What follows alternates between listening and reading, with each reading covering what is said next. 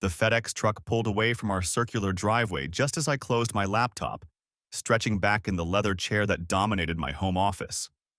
April sunshine streamed through the floor-to-ceiling windows, illuminating the engineering awards lining my walls and casting geometric shadows across blueprints scattered on my mahogany desk. At 44, I'd built Mitchell and Associates Engineering into one of Charlotte's premier firms, our success evident in every detail of our Myers Park home. I should have been reviewing the Carolinas Medical Center expansion project, but the afternoon sun made it impossible to concentrate. 17 years of marriage had taught me to appreciate these rare, quiet moments when Natalie was traveling for work and the kids were still at school. The doorbell chimed again. I frowned, checking my watch. 2:30 p.m. on a Thursday. Grace wouldn't be home from Charlotte Latin until 4, and Cole had debate practice until 6. I padded through our marble foyer, noting how the afternoon light made our crystal chandelier cast rainbow patterns across the walls. A young woman in a FedEx uniform stood at our front door, tablet in hand. "Package for Natalie Mitchell," she said, extending a thin envelope. "I'll take it." I signed the electronic pad, noting the sender. Davidson Family Law Associates. My stomach tightened. We'd been fortunate never to need legal services beyond business contracts. The delivery woman handed me the envelope and jogged back to her truck. I turned the package over in my hands, feeling its light weight. The return address was local. Davidson Family Law, located in the heart of Charlotte's business district. I'd heard the name mentioned at country club gatherings, usually in hushed tones about messy divorces among our social circle. In 17 years of marriage, Natalie and I had maintained an open policy about mail and packages. We handled each other's business correspondence routinely, especially during travel season when one of us was frequently out of town. She'd been in Atlanta since Tuesday for what she called a critical pharmaceutical summit with key medical clients. I carried the envelope to my office, settling back into my chair. The afternoon sun had shifted, no longer hitting me directly. I slid my letter opener under the flap and pulled out several neatly stapled pages. Petition for absolute divorce dominated the header in bold capital letters. My hands went numb. The papers fluttered to my desk as if they'd caught fire. I stared at them for a long moment, then picked them up with trembling fingers. The petition was dated April 15th, 3 days ago. Filed by Jennifer Davidson, attorney for plaintiff.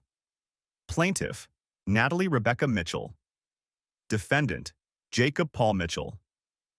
My vision blurred as I scanned the opening paragraphs.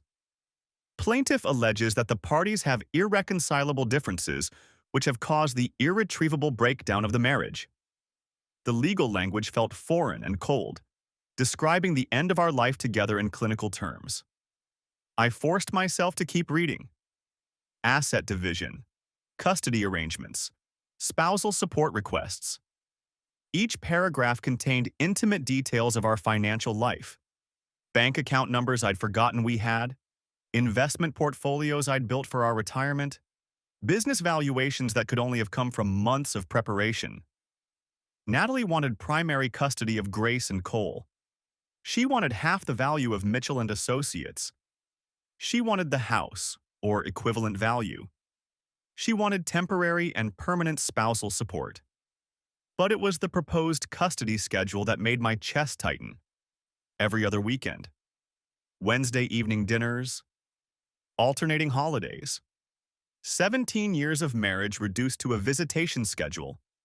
I leaned back in my chair, papers scattered across my desk like fragments of a bomb. The afternoon sun had shifted again, leaving my office in shadows. How long had I been sitting here? The grandfather clock in our hallway chimed 3 times. My phone buzzed with a text from Natalie.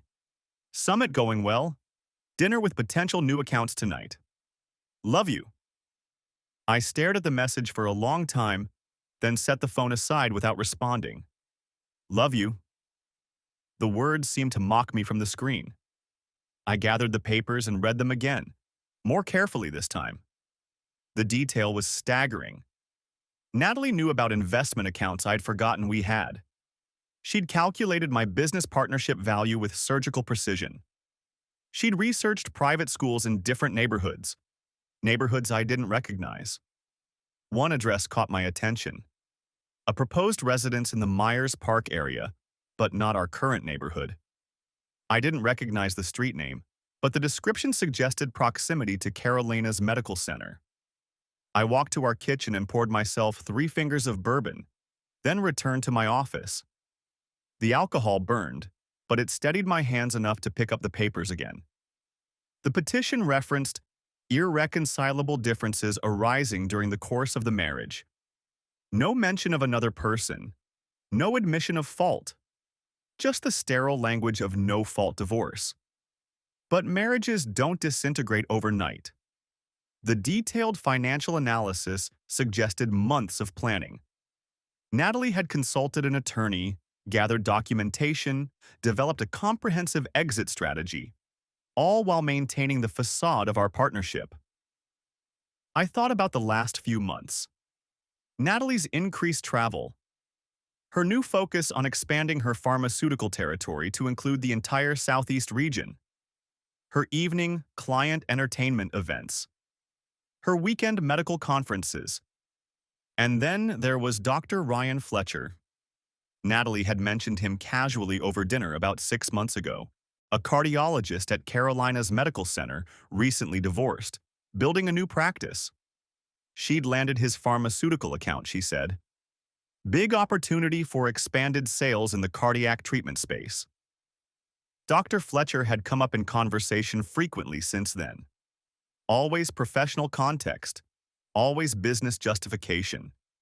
But I remembered now how her eyes lit up when she discussed their collaborative opportunities. I opened my laptop and searched for Dr. Ryan Fletcher. His practice website showed a confident man in his late 30s, dark hair, strong jaw, medical degree from Duke. Recently joined Carolina's Medical Center's cardiology department. Divorced, according to the brief biographical paragraph. The front door slammed. "Dad?" Grace's voice carried from the foyer. I quickly closed my laptop and shoved the divorce papers into my desk drawer. "In here, sweetheart." Grace appeared in my office doorway, backpack slung over one shoulder, still wearing her Charlotte Latin uniform. At 15, she'd inherited Natalie's auburn hair and my analytical mind, a combination that made her formidable in debate class and honors calculus. "You're home early," she said, dropping her backpack by my desk. "Light day, how was school?" "Mrs. Henderson assigned our senior project proposals.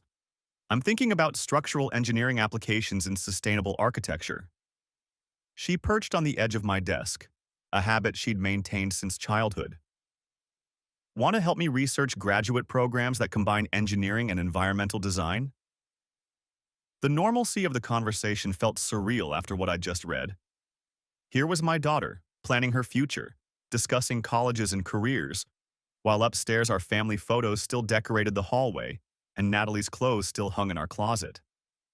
"Of course," I managed. "We'll start this weekend." Grace studied my face with the intensity she'd inherited from me. "Are you feeling all right? You look pale." "Just tired. Long day of project reviews." She nodded, seemingly satisfied, and gathered her backpack. "I'll be upstairs doing homework. Call me when Cole gets home. We're supposed to practice his presentation for Model UN." After she left, I pulled the papers out again. The custody section detailed how Natalie envisioned splitting time with Grace and Cole. Did she think she could simply present this as a fait accompli? Did she believe I'd meekly accept her predetermined arrangements? My phone rang. The caller ID showed Michael Torres, my business attorney. We'd worked together for years on contract negotiations and partnership agreements. "Jake, glad I caught you. I wanted to discuss the Carolina's Medical Center project timeline." "Michael," I interrupted, "I need to ask you something confidential. Hypothetically, if someone received divorce papers they weren't expecting, what would be the appropriate first steps?" Silence on the other end. Then, Jake, are you all right? Just answer the question. Hypothetically, that person should contact a domestic relations attorney immediately, preferably before responding to any communication from the opposing party. Why are you asking?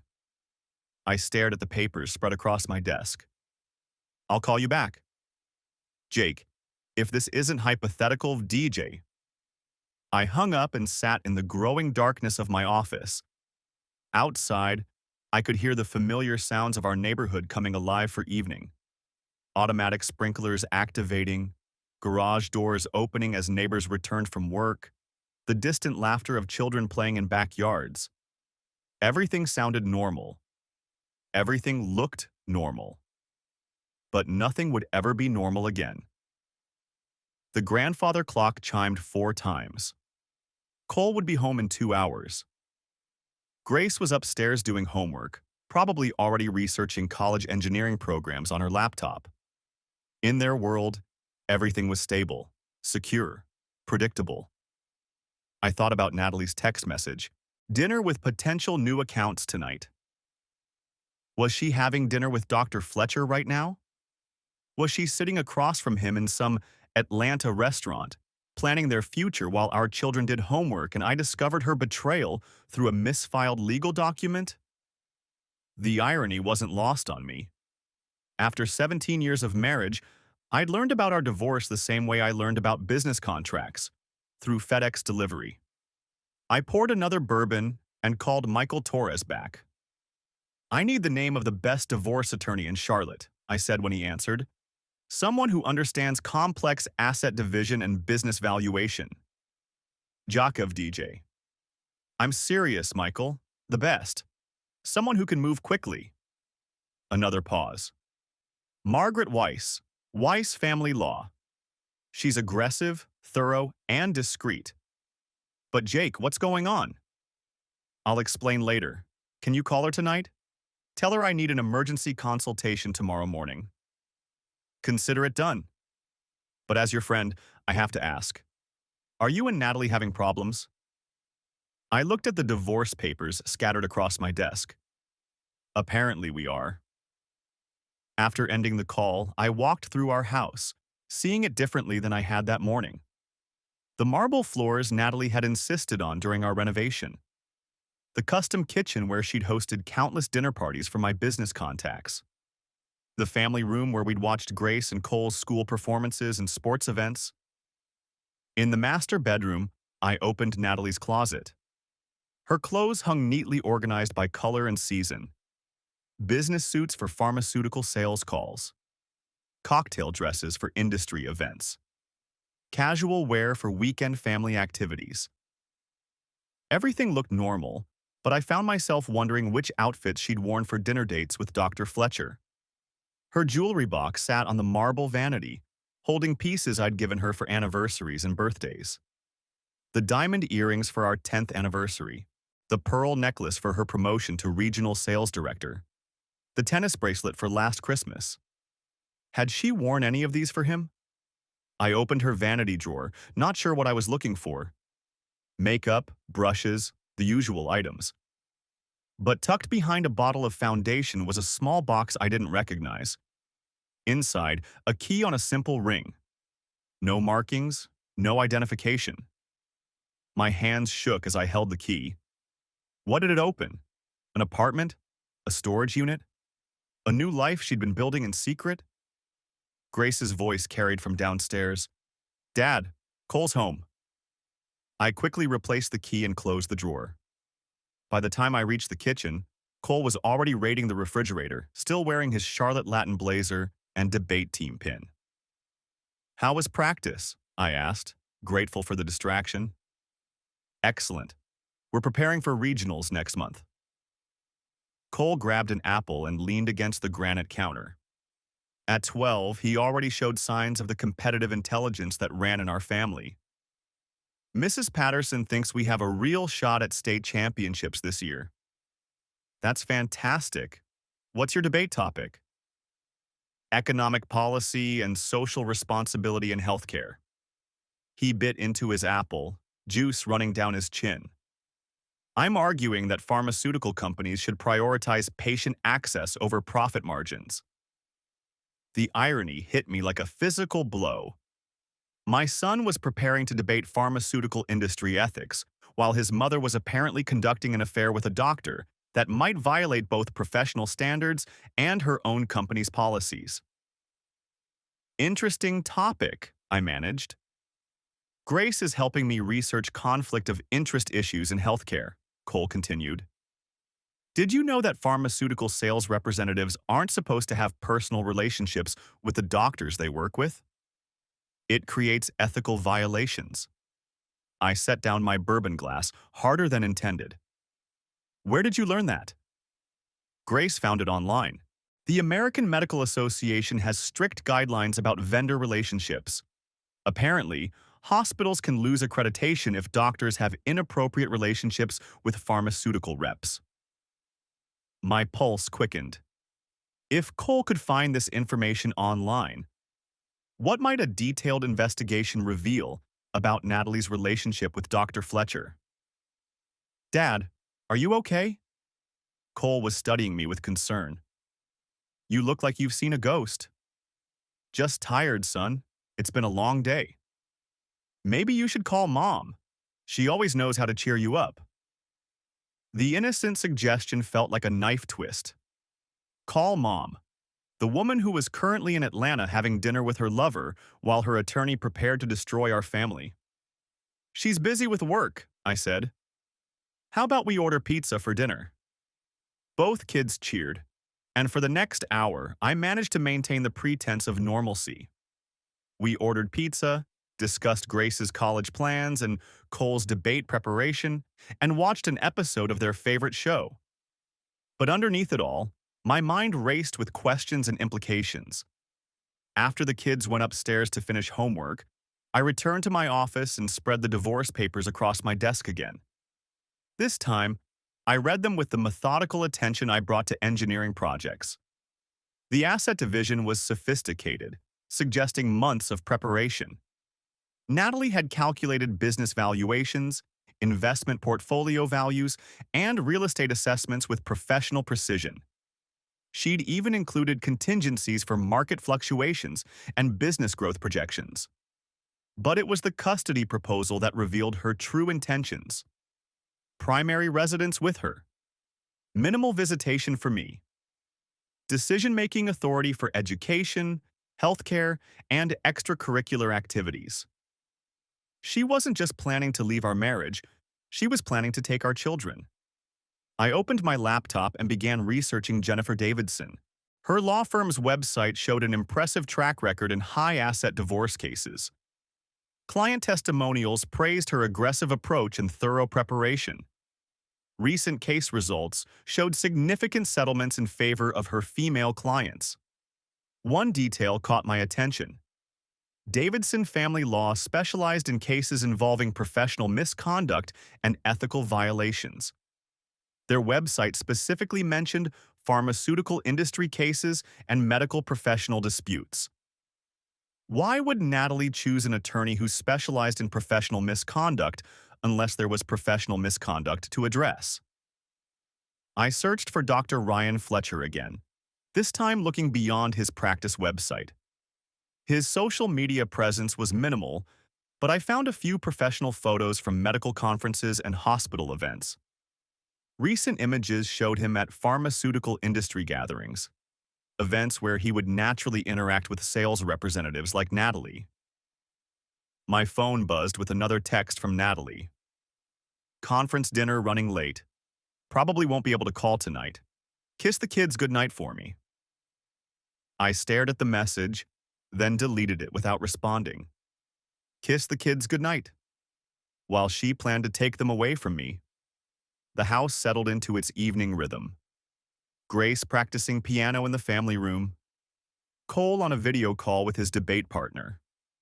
The sounds of our normal life continuing while I sat in my office, planning how to protect everything I cared about. I picked up my phone and called Michael Torres again. Did you reach Margaret Weiss? Yes, she can see you tomorrow at 8 a.m. Her office is downtown on 5th Street. Perfect. I need you to do something else for me, Michael. Quietly. What do you need? I want you to research Davidson Family Law Associates. Specifically, Jennifer Davidson's recent cases involving pharmaceutical companies and medical professionals. Can you do that without attracting attention? Silence on the other end. Then, Jake, what are you planning? I'm planning to protect my children and my business. Just get me the information. I'll have something for you by tomorrow afternoon. After hanging up, I opened a new document on my laptop and began making notes. Dates, times, names, observations. If Natalie had been planning this for months, I needed to understand exactly what she'd been doing and who she'd been doing it with. The key from her jewelry box bothered me. What did it open? Where had she been going that required a separate key? I made a note to investigate further. Cole appeared in my office doorway, already in his pajamas. Dad, I finished my homework. Can you help me practice my opening statement? I closed my laptop and gave him my full attention. For the next 30 minutes, we worked on his debate preparation, discussing economic policy and social responsibility. The irony of helping him argue against conflicts of interest in healthcare wasn't lost on me, but I focused on being present for my son. After he went to bed, I returned to the divorce papers. The proposed settlement was aggressive, but it contained assumptions that might work in my favor. Natalie had calculated business valuations based on current market conditions, not accounting for potential growth or strategic partnerships. She'd assumed equal division of retirement accounts without considering contribution timing and tax implications. Most importantly, she'd assumed I would accept her custody proposal without fighting. That was her first mistake. I poured another bourbon and began planning my response. If Natalie wanted to end our marriage through legal ambush, she was about to discover that she'd chosen the wrong opponent. I'd built a successful engineering firm by solving complex problems with methodical precision. This would be no different. The grandfather clock chimed 10 times. Outside, our neighborhood had settled into quiet darkness. Security lights illuminated empty driveways and manicured lawns. Everything looked peaceful and prosperous, the kind of stability Natalie was preparing to destroy. I thought about Grace upstairs, probably still researching college programs, planning her future with the confidence that comes from growing up in a stable home. I thought about Cole, practicing debate arguments, secure in the knowledge that his parents supported his ambitions. They had no idea their mother was planning to upend their lives. My phone buzzed one more time. Another text from Natalie. Miss you. Home Friday evening. Can't wait to see everyone. Miss you. The casual lie felt like a slap. She missed me so much that she'd filed for divorce 3 days ago.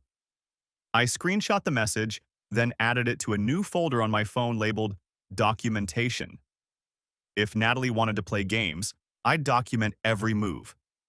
The house creaked as it settled for the night. Somewhere upstairs, Grace was probably falling asleep while reading engineering textbooks. Cole was likely dreaming about winning debate championships. Normal teenage concerns in what they believed was a normal, stable family. I opened the divorce papers one more time, focusing on the signature page. Natalie's elegant handwriting authorizing Jennifer Davidson to proceed with dissolution of our marriage.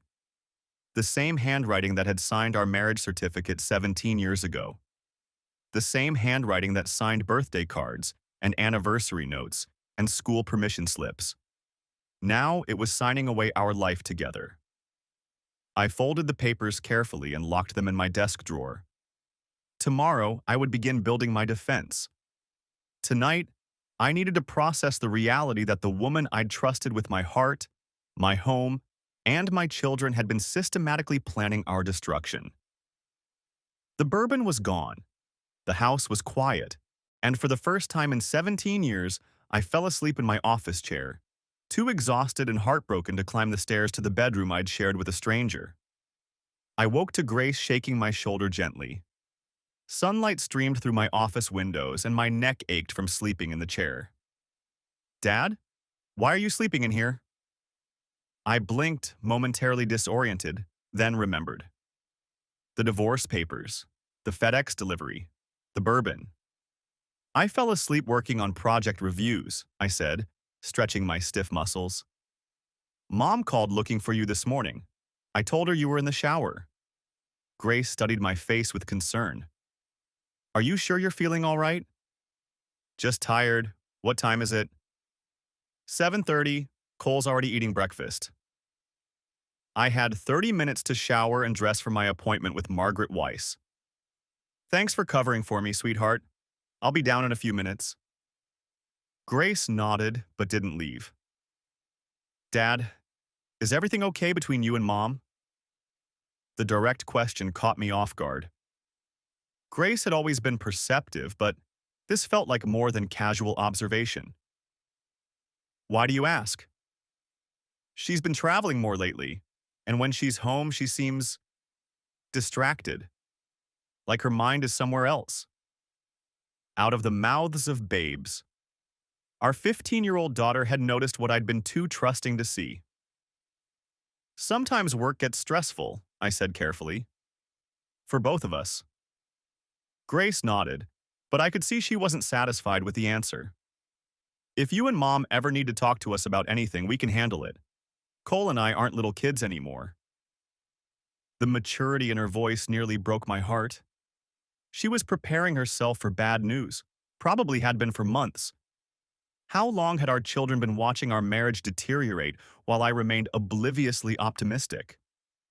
I know you can handle anything, Grace. You're stronger than I was at your age. She smiled and headed toward the door, then turned back. Dad?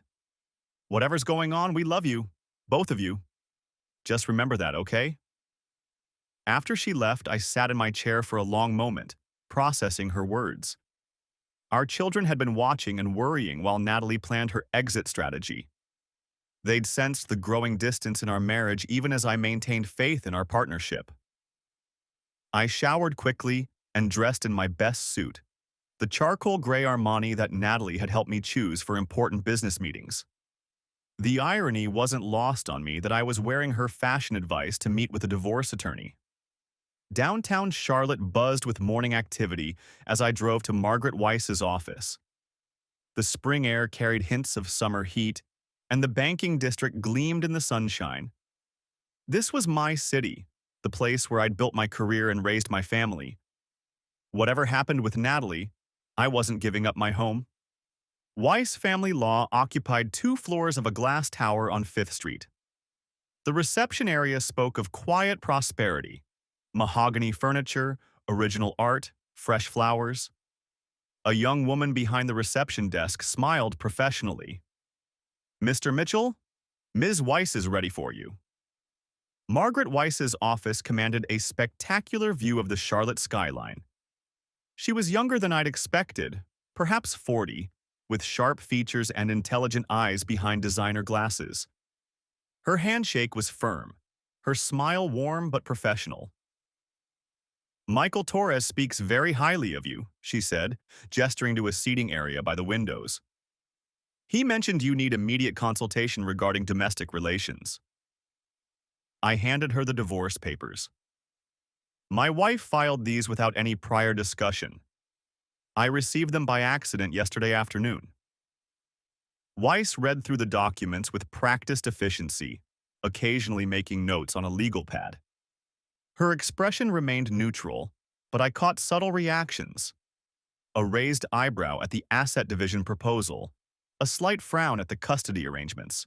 How long have you been married? She asked without looking up. 17 years, 2 children, 15 and 12. Any prior separations or marriage counseling? None. As far as I knew, we had a strong partnership. Weiss set the papers aside and studied me directly. Mr. Mitchell, these documents represent months of preparation. Your wife has had comprehensive business valuations, asset assessments, and custody recommendations prepared. This wasn't an impulsive decision. I'm beginning to understand that. The question is, what do you want to achieve? Do you want to save your marriage? Or do you want to protect your interests in a divorce proceeding? I thought about Natalie's text messages from Atlanta, dinner with potential new accounts, the secret key hidden in her jewelry box, the months of business travel and professional conferences. I want to protect my children and my business, I said. If the marriage can be saved, I'm open to that, but I'm not going to be ambushed. Weiss nodded approvingly. Smart approach. Now, I need to understand your situation completely. Tell me about your wife's work, her recent behavior changes, and anything that might explain this timing. For the next hour, I detailed everything I could remember. Natalie's increased travel, her new pharmaceutical accounts, particularly Dr. Fletcher, her evening client entertainment and weekend conferences, her distracted behavior at home that even Grace had noticed. This Dr. Fletcher, Weiss said, making notes. You believe there might be a personal relationship? I suspect it, but I don't have proof. If there is an affair, and if it involves professional conflicts of interest, that changes the legal landscape significantly. Weiss leaned forward. North Carolina is a fault-based state. Adultery affects spousal support and can influence asset division. But more importantly, if your wife is involved in professional misconduct, that creates leverage. What kind of leverage? The kind that protects your children and your assets. Weiss's smile was sharp. Mr. Mitchell, your wife made a tactical error by filing prematurely. She's shown you her strategy before the battle begins. That gives us significant advantages. What do you recommend? First, we gather evidence. I work with excellent private investigators who specialize in adultery cases. Second, we research the professional relationship between your wife and Dr. Fletcher. If there are ethical violations, we expose them. Third, we prepare a comprehensive response that protects your interests. Weiss pulled out a retainer agreement. My fee is $500 per hour, with a $25,000 retainer. Given the complexity of your assets and the apparent sophistication of opposing counsel, this case will require significant resources. I signed the agreement without hesitation. $25,000 was a fraction of what Natalie was trying to take from me. One more thing, Weiss said. Don't let your wife know you've discovered the papers. Let her believe her plan is proceeding normally. Meanwhile, we'll develop our own strategy. How long do we have? Based on these documents, I'd estimate she plans to serve you formally within the next 2 weeks. That gives us time to investigate and prepare, but not much. I left Weiss's office feeling better than I had since yesterday afternoon. For the first time since discovering the divorce papers, I felt like I had a plan instead of just anger and confusion. My phone rang as I walked to my car. Michael Torres. How did it go with Margaret Weiss? Very well. She's taking the case. Did you get the information I requested? Some of it. Jennifer Davidson has handled several high-profile cases involving pharmaceutical companies in the last 2 years. Professional misconduct, ethics violations, that sort of thing. She seems to specialize in situations where personal relationships compromise professional judgment. Interesting? Anything else? One thing that stood out. Davidson represented a pharmaceutical sales rep last year in a case against Merck. The rep was fired for having an affair with a doctor who influenced prescribing patterns. Davidson got her a substantial settlement by proving the company knew about the relationship and failed to address it properly. My pulse quickened. So she has experience with this exact situation. It appears so. Jake, if Natalie is involved with this Dr. Fletcher, she might be in serious professional trouble. That could explain why she's moving so aggressively with the divorce. She's trying to get out before the scandal breaks. That's my guess. Be careful, Jake. If she's desperate, she might do something unpredictable. After hanging up, I sat in my car for a moment, processing the implications. Natalie wasn't just planning to leave our marriage. She was planning to escape professional consequences. The divorce was her exit strategy, designed to protect her from the fallout of her affair with Dr. Fletcher. But she'd made a crucial error in timing. By filing the papers before serving me, she'd given me advance warning. And by choosing an attorney who specialized in pharmaceutical industry ethics cases, she'd inadvertently revealed the nature of her misconduct. I drove back to Myers Park, planning my next moves. The house was empty. Grace and Cole were at school, and I had the day to myself. Perfect timing for what I needed to do. First, I called Margaret Weiss's office and requested her recommended private investigator. Within an hour, I had an appointment with Lisa Parker, a former police detective who specialized in adultery investigations and corporate misconduct. Second, I began researching Dr. Fletcher in detail. His medical practice, his hospital affiliations, his professional associations. If he was involved with Natalie, there would be evidence. Third, I started documenting everything. Natalie's travel schedule, her expense reports, her client list. If she was using company resources to conduct an affair, I'd find the proof. By afternoon, I had a comprehensive timeline of Natalie's behavior changes over the last 6 months. The pattern was clear once I looked for it. Increased travel to cities where Dr. Fletcher attended conferences, dinner meetings that lasted until midnight, weekend training sessions that coincided with his schedule. My phone buzzed with a text from Natalie. Flight delayed. Won't be home until late tonight. Don't wait up. I screenshot the message and added it to my documentation folder. Flight delayed. Or perhaps dinner with Dr. Fletcher was running long. Grace and Cole came home from school with their usual energy and chaos. Grace had received her acceptance letter to a summer engineering program at NC State. Cole had been selected for the state debate championships. Normal teenage triumphs that should have been family celebrations. Instead, I found myself wondering if Natalie would be present for these milestones, or if she'd be too busy planning her new life with Dr. Fletcher. Mom's flight is delayed, I told them over dinner. She won't be home until late. Again? Cole looked disappointed. She was supposed to help me prepare for regionals this weekend. I can help you, Grace offered. We'll make sure you're ready. The easy way my children adapted to Natalie's absence suggested this wasn't the first time she'd missed important family events. How many school concerts, sports games, and family dinners had she skipped for business travel that might actually have been affair-related meetings? That evening, after the kids finished homework, I returned to my research. Dr.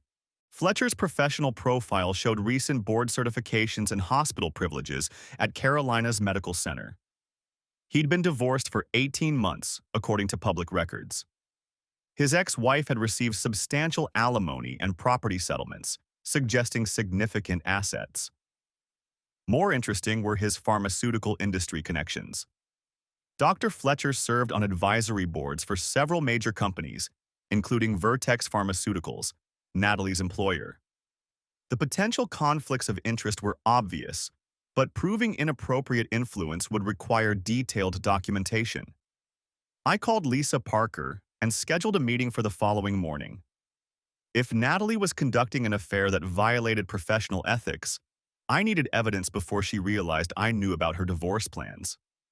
At midnight, I heard Natalie's car in the driveway. I quickly closed my laptop and pretended to be sleeping when she entered our bedroom. She moved quietly, trying not to wake me, but I listened as she undressed and brushed her teeth. "Jake," she whispered, "are you awake?"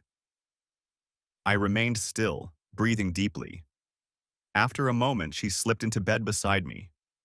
Her hair smelled like hotel shampoo, and her skin carried the faint scent of restaurant food and wine. Dinner with Dr. Fletcher, most likely. "I missed you," she said softly, settling against her pillow. The casual lie felt like a physical blow. She'd missed me so much that she'd filed for divorce and planned to take our children. She'd missed me so much that she was conducting an affair that could destroy both our families. I lay in the darkness, listening to her breathing gradually slow into sleep. 3 feet away from me was the woman I'd loved for 17 years, the mother of my children, my business partner in building our life together. and she was planning to destroy everything we'd created. But she'd made a critical error. She'd underestimated me. I'd spent my career solving complex engineering problems, managing multi-million-dollar projects, and coordinating teams of professionals to achieve difficult goals. I understood strategy, patience, and systematic execution. If Natalie wanted to play strategic games with our family, she was about to discover that she'd chosen a worthy opponent. The next morning, I met Lisa Parker at a coffee shop downtown. She was a compact woman in her 40s with observant eyes and a no-nonsense attitude that inspired confidence. "I've reviewed the divorce papers you sent over," she said, sliding a folder across the table. "This is sophisticated legal work. Your wife has been planning this for months. What can you find for me?" "Evidence of adultery, financial misconduct, professional ethics violations, whatever's there." Parker opened the folder, revealing photos and documents. "I've already started preliminary research on Dr. Fletcher. Interesting guy." The photos showed Dr. Fletcher at various professional events over the last year. Medical conferences, pharmaceutical industry gatherings, hospital fundraisers, normal professional activities for a cardiologist building his practice. "Nothing unusual so far," Parker continued, "but I haven't started surveillance yet. If he's involved with your wife, I'll document it." "What about professional ethics?"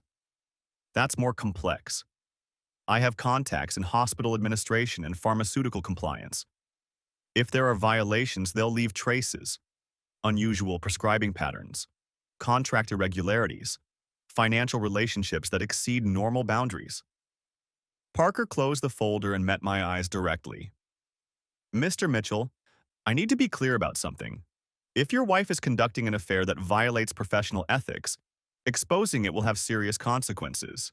She could lose her job, her career prospects, maybe face legal action. Dr. Fletcher could lose his medical license. And if I don't expose it? She takes half your assets, primary custody of your children, and substantial spousal support. Plus, she gets away with professional misconduct that could be affecting patient care and medical costs." The choice was simple. Natalie had initiated this conflict by planning our divorce in secret. I was simply defending my family and my interests. "Find me everything," I said. "It'll take about 2 weeks for comprehensive surveillance and document review. My retainer is $15,000. I wrote the check without hesitation. $30,000 invested in Margaret Weiss and Lisa Parker would protect assets worth nearly $2 million and ensure my children remained in a stable home environment. Over the next 10 days, I maintained normal routines while Parker worked. I attended Grace's school events, helped Cole prepare for debate regionals, and handled my engineering projects with professional efficiency. To outside observers, I was simply a successful businessman managing family and career responsibilities. But underneath the surface, I was systematically gathering intelligence on my wife's affair and its professional implications." Parker's first report arrived on a Wednesday morning. Natalie was in Durham for a pharmaceutical conference, scheduled to return Thursday evening. Perfect timing for uninterrupted review of the investigative findings.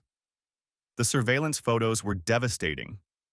Natalie and Dr. Fletcher entering a hotel restaurant together, walking through hotel corridors with obvious intimacy, embracing in a hospital parking garage, sharing what appeared to be a romantic dinner at an upscale restaurant. But it was the financial documentation that provided the most damaging evidence.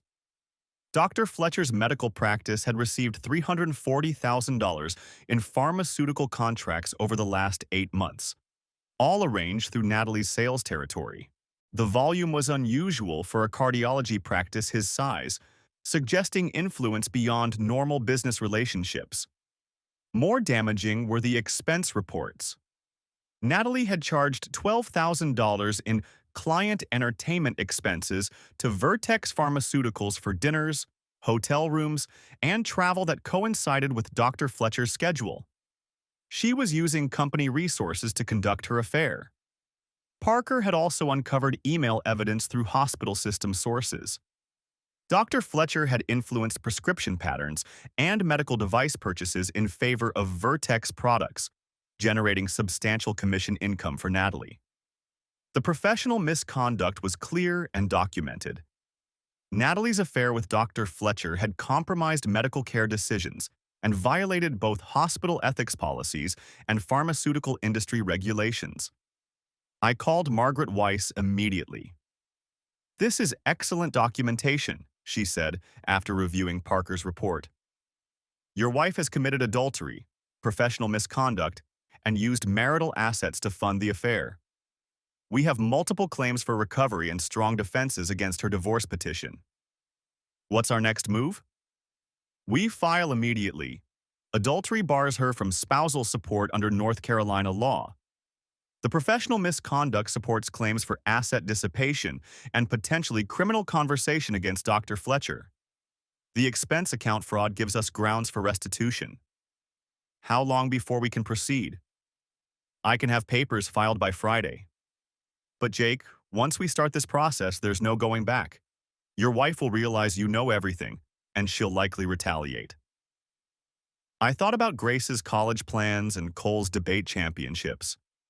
I thought about 17 years of marriage and the family we'd built together. I thought about the secret key in Natalie's jewelry box and the months of lies she'd told our children. "File the papers," I said. Weiss's response was swift and comprehensive. By Friday afternoon, I had temporary orders granting me primary custody, exclusive use of the marital home, and preservation of all business assets. The court had also issued a restraining order preventing Natalie from accessing joint accounts or making financial decisions without court approval. But I wasn't finished. Parker's investigation had revealed enough professional misconduct to destroy both Natalie and Dr. Fletcher's careers.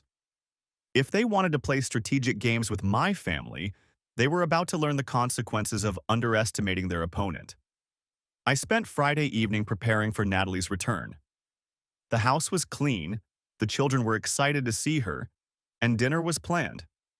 Everything would appear normal until I decided to reveal what I knew. Natalie arrived home Saturday morning, cheerful and affectionate. She hugged Grace and Cole, asked about their school activities, and complimented the dinner I was preparing. The performance was flawless, loving wife and mother returning from business travel.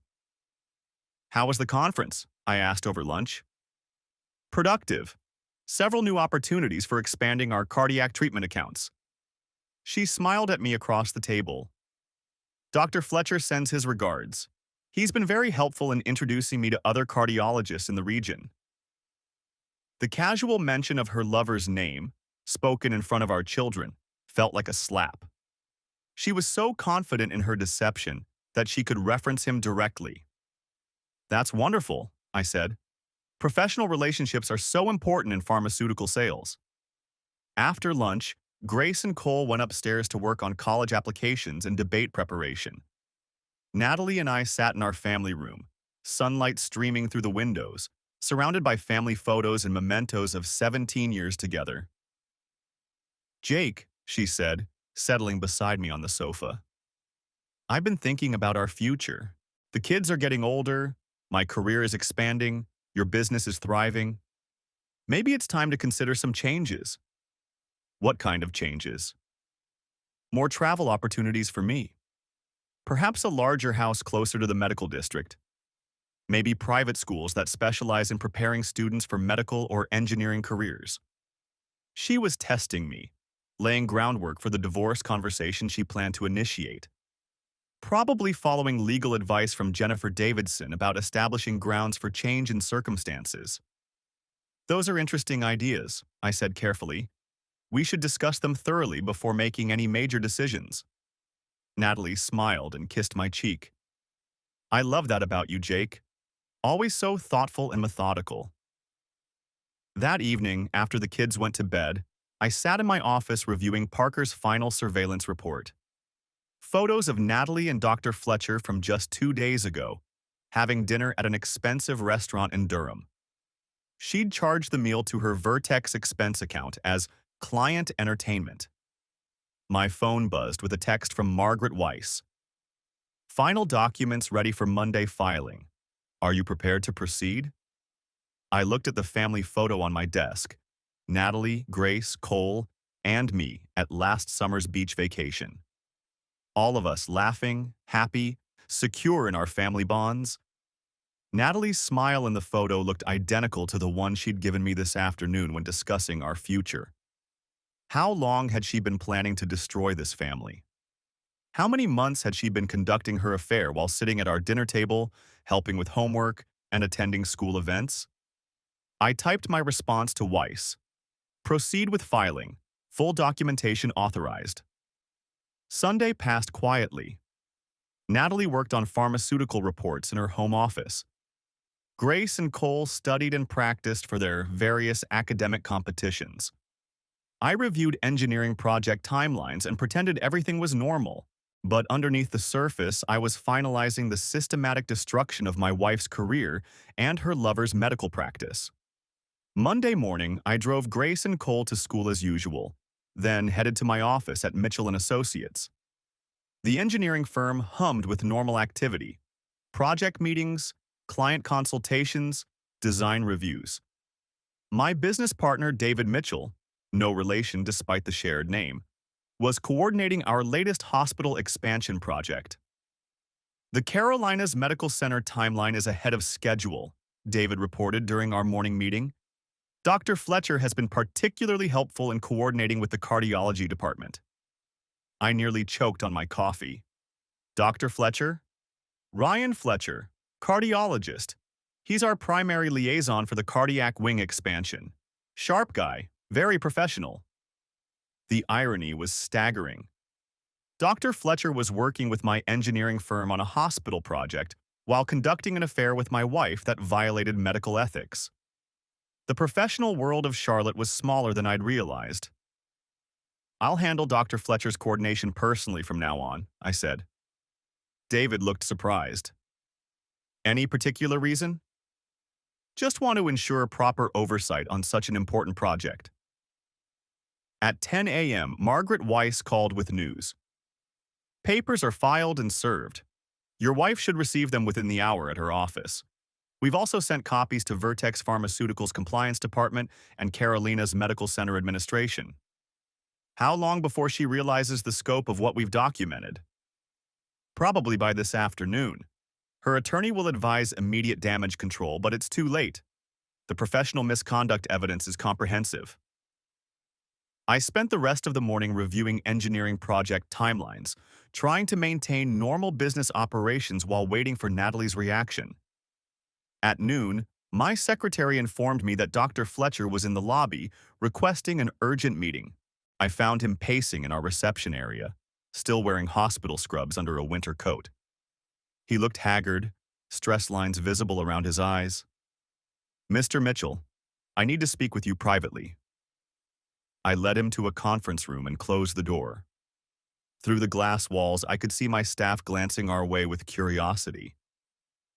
I assume this is about the legal documents you received today, I said. Dr. Fletcher sank into a chair across from me. I don't know what to say. I never intended for any of this to happen. Which part? The affair with my wife or the professional ethics violations? He winced. Both. Neither. It's complicated. It's actually quite simple. You conducted an affair with a pharmaceutical sales representative who influenced your prescribing patterns and medical purchasing decisions. That violates hospital policy, medical ethics, and potentially federal regulations. I know how it looks, but DJ, how it looks is exactly how it is. I leaned forward, studying his face. Dr. Fletcher, you've compromised patient care for personal gratification. You violated your medical oath and betrayed the trust of your colleagues. Natalie said you'd never find out. She said you were too focused on business to pay attention to her personal life. The casual revelations stung. They discussed me, analyzed my weaknesses, planned around my trust. I'd been an obstacle to overcome rather than a person to respect.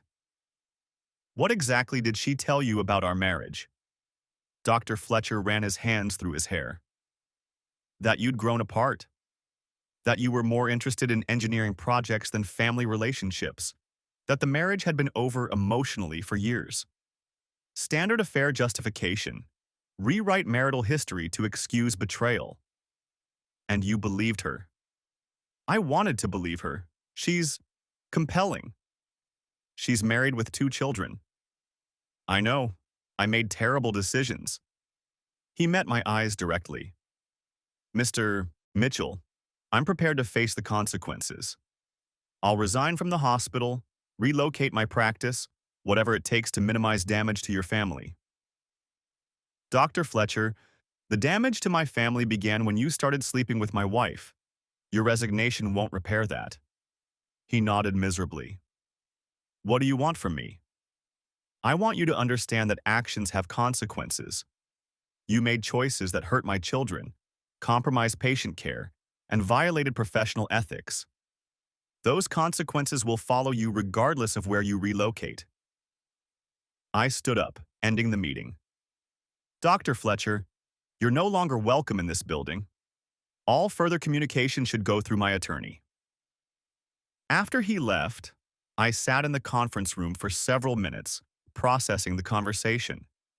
Dr. Fletcher seemed genuinely remorseful, but remorse didn't undo months of betrayal.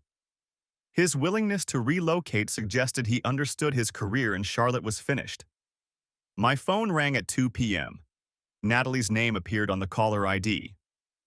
Jake, we need to talk. Immediately.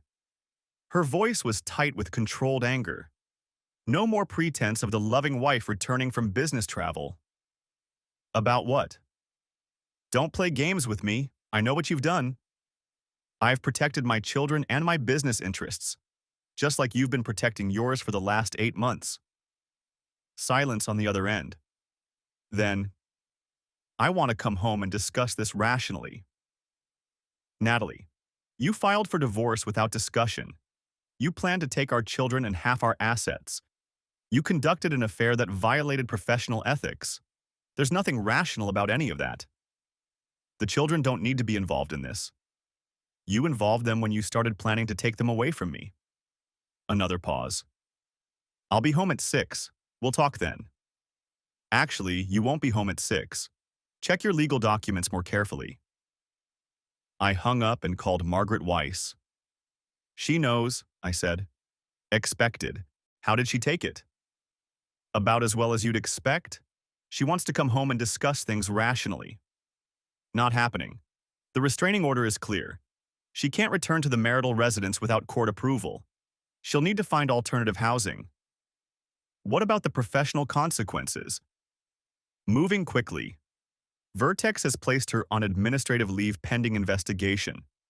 The hospital is reviewing Dr. Fletcher's privileges. Both institutions are taking this seriously. That evening, I explained the situation to Grace and Cole as carefully as possible. They were old enough to understand that their parents were having serious problems, but young enough to need reassurance about their own stability. Mom made some mistakes in her professional life, I said, as we sat in the family room. She's going to be living somewhere else for a while until things get resolved.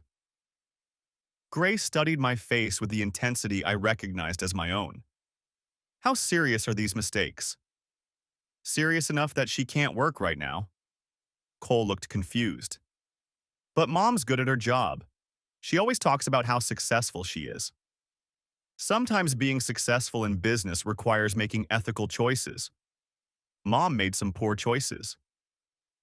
Is she in trouble with the law? Grace asked. She's in trouble with her employer and with our marriage. The law will sort out what happens next. Grace nodded slowly. At 15, she understood more than she let on. Cole, at 12, was still processing the idea that his successful, confident mother could make mistakes serious enough to disrupt their family. Are we going to be okay? Cole asked. We're going to be fine, I said firmly. This house is our home. Your schools, your friends, your activities. None of that changes. Mom's problems don't affect your security. Over the following weeks, the professional consequences accelerated.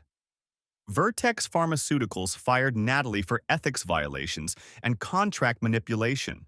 Carolina's Medical Center suspended Dr. Fletcher's privileges pending investigation. The North Carolina Medical Board opened formal proceedings against his license. The financial implications were swift and decisive. Natalie lost her $125,000 salary and substantial commissions. Dr. Fletcher's practice began losing patients as word spread through the medical community. Hospital referrals disappeared, and his malpractice insurance rates increased dramatically. But the social consequences were equally devastating. Charlotte's professional community was tightly connected, and news of the affair and ethics violations spread quickly through business and social networks. The Charlotte Country Club quietly suggested Natalie's membership was no longer appropriate. Parents at Charlotte Latin School treated her with cool distance at school events. Meanwhile, my engineering firm benefited from the contrast. My handling of the situation, professional, ethical, focused on protecting my children, enhanced my reputation in the business community. New clients approached Mitchell and Associates specifically because they respected how I'd managed a personal crisis without compromising professional standards. 3 months after discovering the divorce papers, I attended Grace's graduation from the summer engineering program at NC State. She'd excelled in the program, earning recommendations for early admission to their undergraduate engineering school. "I'm proud of you," I told her after the ceremony. "Thanks, Dad, for everything." She hugged me tightly. "I know this year has been difficult, but you've kept everything stable for us." Cole had won the state debate championship, arguing his case about pharmaceutical industry ethics with passion and precision that made me proud. The irony wasn't lost on either of us that his championship topic had become our family's reality. Natalie attended both events, but the interactions were formal and limited. She'd found work with a smaller pharmaceutical company in a different region, but her career trajectory had been permanently damaged. The ethics violations would follow her throughout the industry.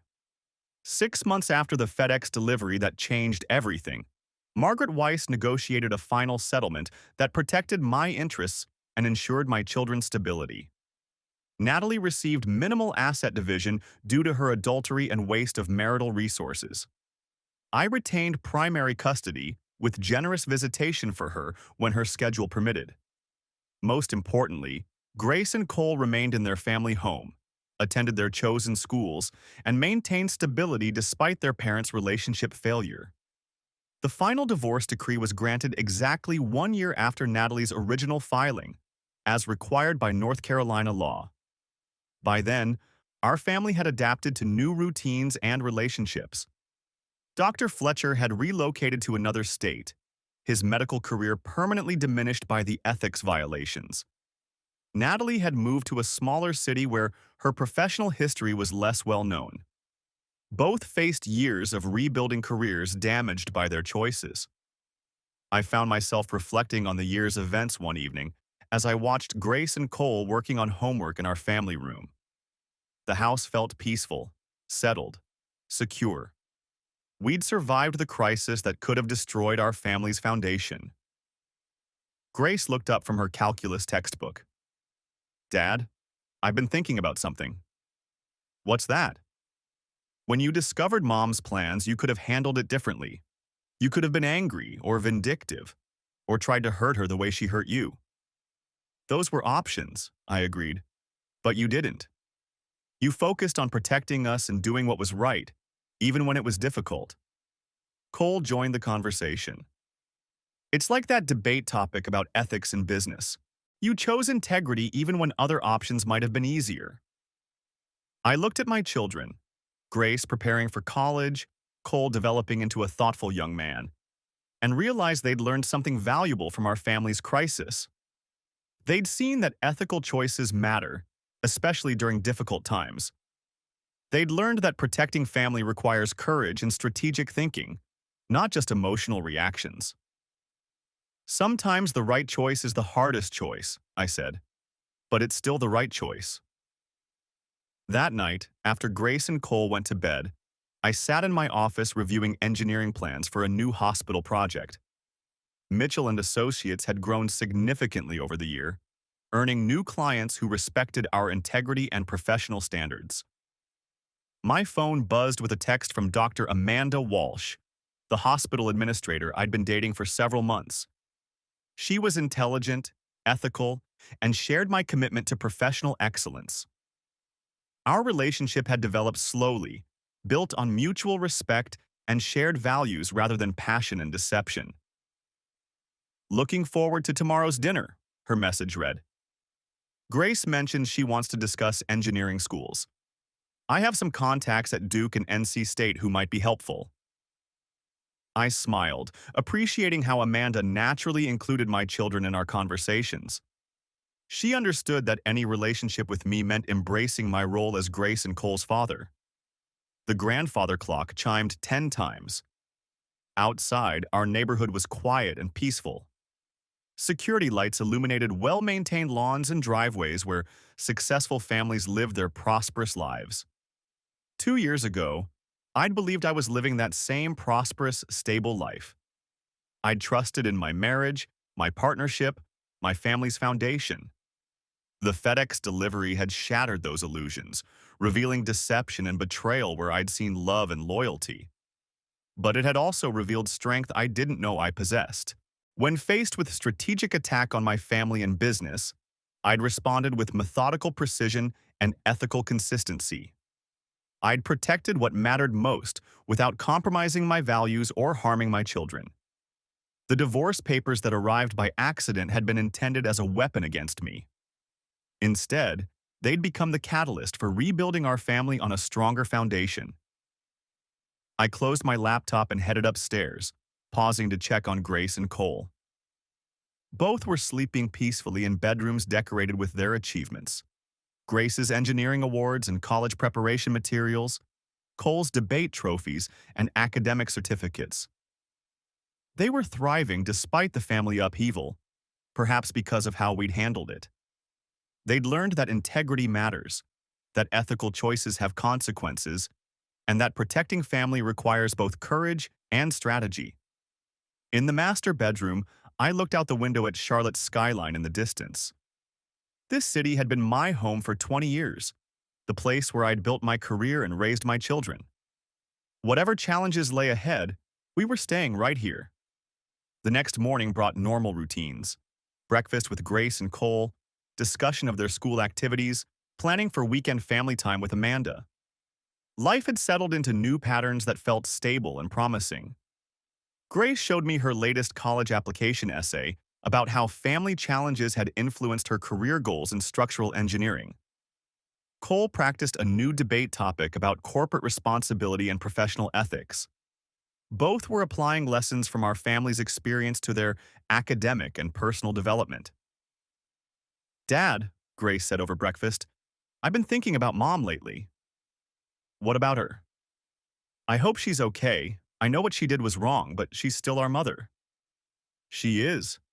And despite everything that happened, I hope she finds happiness and success in her new life." Cole nodded agreement. "We learned from her mistakes, right? About making ethical choices and considering consequences?" "We did, and hopefully, she learned from them too." That afternoon, I received a call from Jennifer Davidson, Natalie's attorney. "Mr. Mitchell, I'm calling to inform you that my client has decided to relocate permanently to another state. She'll be relinquishing her visitation rights and transferring full custody to you." The news wasn't surprising. Natalie's career required rebuilding in a market where her history wasn't well known. Charlotte held too many professional and personal consequences for her to remain. What about the children? She'll maintain contact through calls and emails, but she won't be seeking regular visitation. She believes this arrangement is in their best interests. After hanging up, I sat in my office considering the implications. Grace and Cole would lose regular contact with their mother, but they'd also avoid the ongoing stress of custody transitions and divided loyalties. They could focus on their education and development without the complexity of managing their mother's damaged relationships. That evening, I explained the situation to Grace and Cole as gently as possible. Mom has decided that her work requires her to live far away, I said. She'll stay in touch, but she won't be visiting regularly anymore. Grace processed this information with her characteristic analytical approach. She's choosing her career over us. She's choosing what she believes is best for everyone involved. Is it best for us? Cole asked. I think it might be. You'll have stability, consistency, and the ability to focus on your own goals without managing complex family relationships. Grace nodded slowly. It's sad, but it's probably right. We can't base our lives on her mistakes. 3 months later, I married Amanda Walsh in a small ceremony attended by close friends and family. Grace and Cole served as witnesses, both proud to welcome Amanda into our family officially. She brought her own professional success and ethical standards to our partnership, creating a foundation built on mutual respect and shared values. Grace was accepted to NC State's engineering program with full academic scholarships. Cole continued his debate success, earning recognition at national competitions. Both had learned to excel academically while maintaining strong family relationships. Amanda integrated seamlessly into our family routines, supporting Grace's college preparation and Cole's academic competitions while building her own relationship with each of them. She understood that my children weren't obstacles to overcome but essential parts of any life we'd build together. The house in Myers Park remained our family home, now filled with new traditions and relationships. Amanda's medical administration background complemented my engineering career, and we often collaborated on hospital infrastructure projects where her operational expertise enhanced my structural design work. 2 years after our wedding, Grace graduated summa cum laude from NC State with a degree in structural engineering. Her senior project focused on hospital design optimization, a direct application of lessons learned from our family's experience with medical ethics and institutional responsibility. Cole was accepted to Duke University with plans to study law and public policy, inspired by his debate experience and family history to focus on professional ethics and corporate responsibility. At Grace's graduation ceremony, I reflected on the journey that had brought us to this moment. The FedEx delivery that revealed Natalie's betrayal had initially seemed like devastating news. Instead, it had become the catalyst for rebuilding our family on stronger foundations. Grace approached me after the ceremony, diploma in hand, ready to begin her career as a professional engineer. Dad, I want to thank you for something. What's that? For showing me that integrity isn't just about making right choices when it's easy. It's about making right choices when everything is falling apart. You learned that on your own, sweetheart. I learned it by watching you. When Mom's affair could have destroyed our family, you protected us without destroying yourself. That's the kind of person I want to be, and the kind of engineer I want to become. Cole joined us, already wearing his Duke University t-shirt with characteristic enthusiasm. Grace is right, he said. You could have responded with anger or revenge, but you chose strategy and ethics instead. That's why we're all here today, stronger than we were before. As we walked across campus together, Grace, Cole, Amanda, and me, I realized that the family we'd built was more resilient than the one we'd started with. We'd been tested by betrayal and deception, but we'd emerged with deeper bonds and clearer values. The engineering principles I'd applied to our personal crisis, methodical analysis, strategic planning, ethical execution, had protected what mattered most while eliminating what threatened our stability. 5 years after the FedEx delivery, I received a postcard from Natalie. She was working for a small pharmaceutical company in Oregon, had remarried, and seemed to have found stability in her new life. The postcard contained no apology or explanation, just a brief note that she hoped Grace and Cole were thriving. Grace was working as a structural engineer for a major firm in Charlotte, designing hospital expansions and medical facilities.